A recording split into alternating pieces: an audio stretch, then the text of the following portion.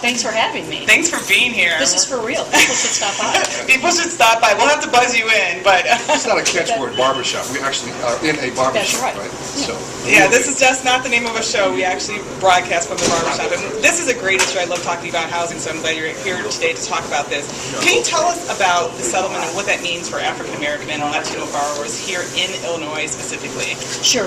Here's what it means. It means that while Countrywide and now their owner, Bank of America, is not admitting to any liability, but as you and I know from the work that the Chicago Reporter did and ultimately the work that we were able to do at the Illinois Attorney General's office, by going through, it was over 83,000 loans that were given by Countrywide here in Illinois, that, as Richard mentioned at the top of the show, that we found evidence that if you were African American and Latino, you were far more likely to be put into a high-cost loan, in other words, a subprime loan that would cost you more money.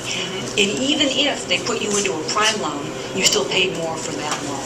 So for those individuals, there will actually be compensation, both for the pricing claims as well as for steering claims, or the product placement claims, or what I also refer to as the reverse redlining claims. So who all gets a piece of that, and how much do they get? Because I know some people are saying, well, I used to have a Countrywide loan, and some people have gone to foreclosure, and obviously they may not have their house. So how much are we talking about here? It depends. It's going to depend on the individual, because there are going to be individual claims that will be dealt with by a claims administrator that is selected by the Department of Justice. But let me give you a framework. If it's a pricing claim, what I have been informed is that those claims range probably from a couple of $100 to a couple of $1,000. If it is an actual steering claim where you were put into a subprime loan and should have qualified for a prime loan, it could be more than $10,000, maybe $15,000. Because you're paying like a high-interest credit card when you probably could have qualified for the regular rate. Exactly, for a lower rate at the prime level. The question some people have with the whole concept, though, is, people are glad that this has happened, and it certainly is the proper thing to do, but they're saying, well, now what if in the course of all of that, you lost your house? That's right. Because this is not something to make you whole. It's not going to make you whole. It will compensate you for the economic damage in the sense of how much you pay for that loan. But you're right. Obviously, the settlement doesn't compensate you for the fact that you and millions of other people were put into loans fraudulently to some extent, and or illegally if it's outright discrimination, and now you've lost your home. What I always say when looking at this is, a lot of people don't have an understanding or an appreciation the way you do because of the work that you've done and the reporting you do, that at the heart of this entire economic disaster were subprime loans. Loans that, people were put into when they were told it was going to be a fixed rate and it was an adjustable rate. And they put people into loans, that they actually, some people couldn't even pay for the first month because they lied to them about how much the actual monthly payment would be. And so when all of those started going bad and they had been sold off and securitized onto Wall Street, again, these loans were at the heart of our economic disaster. And so now we have rampant unemployment, and we have people who, because of the economy, in addition to because of the lousy loans to start with, have lost their homes. And that has not been fully rectified yet. We've done some work with the previous settlement with Countrywide that is valued at over $8 billion to modify people's loans to try to keep them in their homes. But we're still, to this day, fighting with the banks to try to get them not just to live up to that settlement, but to get them to actually modify people's loans, do what they're supposed to be doing, and, making sure that, not just families, but entire neighborhoods aren't destroyed. And that's worth mentioning, too, because there was another huge victory that you had before this happened, this $8.7 billion settlement with Countrywide. I believe it involved 10 states? It actually ultimately involved the entire country, but it was, based off of an initial lawsuit that we brought, California that was 2008, right? It was back in 2008 that we filed that lawsuit, yes.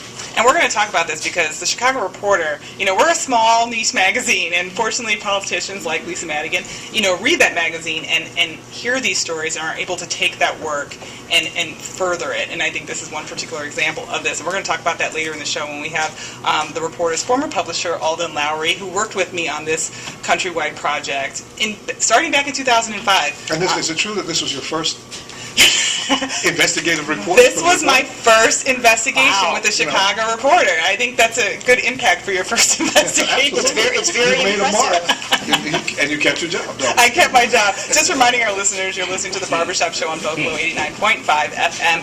You can get in on the conversation, which would be really good to ask Lisa Madigan a question. Like I said, she is here live. You can call the number 888-635-1112. We're also Or you can come by and get a haircut. come by and here get a haircut too, and listen to the show. We're also tweeting the show at Chicago Reporter, or you can find us on Facebook. One of the things that when I talked about the settlement on my Facebook page, people were excited, but then they were also saying, well, people lost their homes in foreclosure. They're not going to get a lot of money from this. And while that is true, I also feel like there's a bigger picture here too, because I almost feel like you want to send a message to other lenders about changing practices, and then there's this ongoing issue with Wells Fargo. Can you talk about that a little bit too? Absolutely. So you'll remember from when you at the Reporter did this study, my recollection is that the two largest volume subprime lenders operating in the Chicago area were Countrywide and Wells Fargo, which made sense. Countrywide was the largest national lender in the country, both of subprime and prime loans. And so when we did our fair lending subpoenas, we sent them to Countrywide and Wells Fargo. Now, Countrywide, because they had a state chartered arm, actually gave us their loan level data, which made it much easier for us to do the statistical analysis. Wells Fargo, on the other hand, as a national bank, refused to and claimed that they were, preempted. We were preempted from doing that. They were federally protected by their federal bank regulators. Since we filed our lawsuit against them in 2000, I want to say it was 2009 on the fair lending front, we have since survived a couple of months ago a motion to dismiss. So essentially Wells Fargo did a whole bunch of other things, but the last thing they did was to go to court and to say this suit should be thrown out.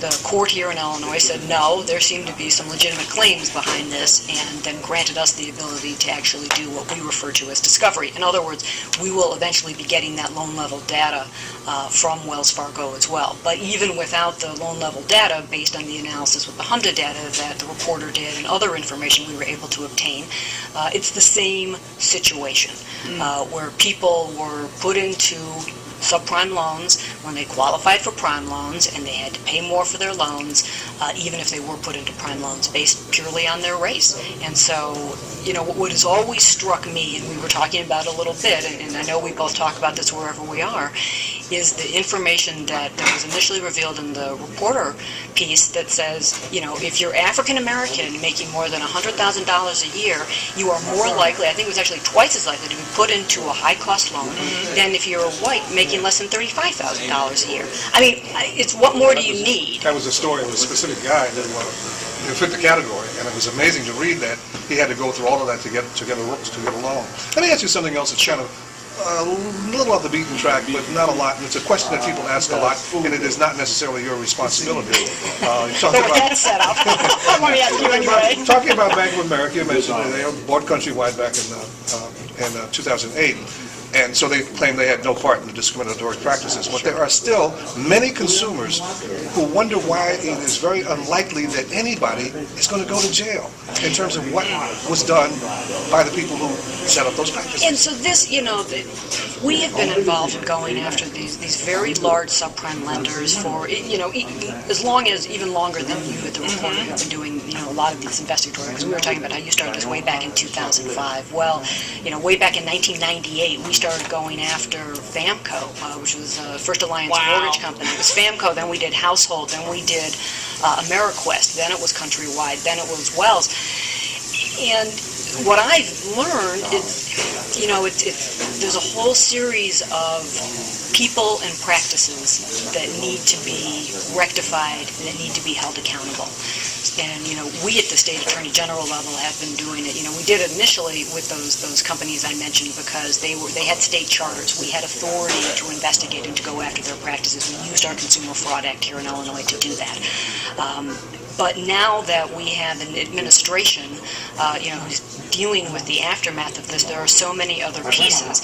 It's not just the absolute fraudulent lending, it's not just the discriminatory lending, but there are the credit rating agencies who need to be held responsible as well for giving, essentially what amounted to junk AAA ratings that got sold off to pension funds and other investors. So there's that whole securitization piece of it that is also being looked at.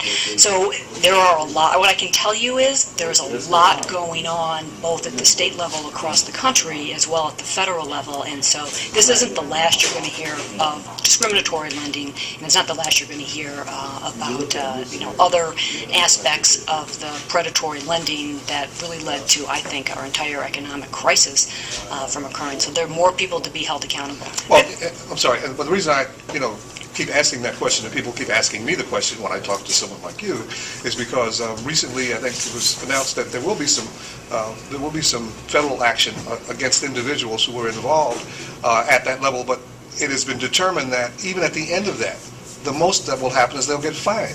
And I think you're talking about the recent SEC actions. I mean, they seem to be coming out with some things, and they seem to be trying to settle them with fines. I think one of the interesting things that I saw recently, and I'm forgetting the details of the case, but there's a judge, and I want to say it's a judge in New York State, I could be inaccurate about that, who, when there was a proposed settlement that the SEC had, looked back and said, that's not good enough. I want to see more. Everybody recognizes what happened. If you don't, I encourage you, there are plenty of, listen to the show, read the books, watch the movies. There are people out there, and I'll name one, Angela Mazzillo, who was the head of Countrywide. And, California sued him individually, we sued him individually, and, the court here in Illinois said you don't have the authority to sue Angela Mazzillo personally. And even in California, where they ultimately settled, it was a few $1 million, but it didn't come out of his pocket. It came out of Bank of America because there was some sort of, an agreement that they had. And so justice has not been served in this regard and for the crisis that took place, and there is much more to be done, and I'm happy to have people at the Chicago Reporter to continue to work with. Thank you. It was great working with you as well. Well, this is the Barbershop Show, live from Carter's Barbershop in North Lawndale until 1 o'clock this afternoon. After the break, more on fair lending and holding financial institutions accountable. And thank Lisa. we'll be right back. We want to thank